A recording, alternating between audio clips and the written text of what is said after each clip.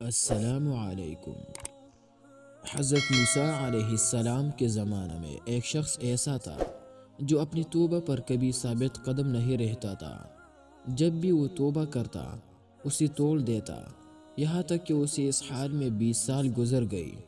اللہ تعالیٰ نے حضرت موسیٰ علیہ السلام کی طرف وحی کی، میرے اس بندے سے کہہ دو میں تجھ سے سخت ناراض ہوں۔ جب حضرت موسیٰ علیہ السلام نے اس آدمی کو اللہ کا پیغام دیا تو وہ بہت غمگین ہوا اور جنگلوں کی طرف نکل گیا۔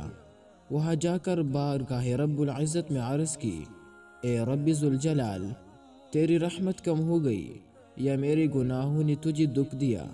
تیری بخشش کے خزانے ختم ہو گئے یا بندوں پر تیری نگاہ کرم نہیں رہی؟ تیرے عفو درگزر سے کون سا گناہ بڑا ہے؟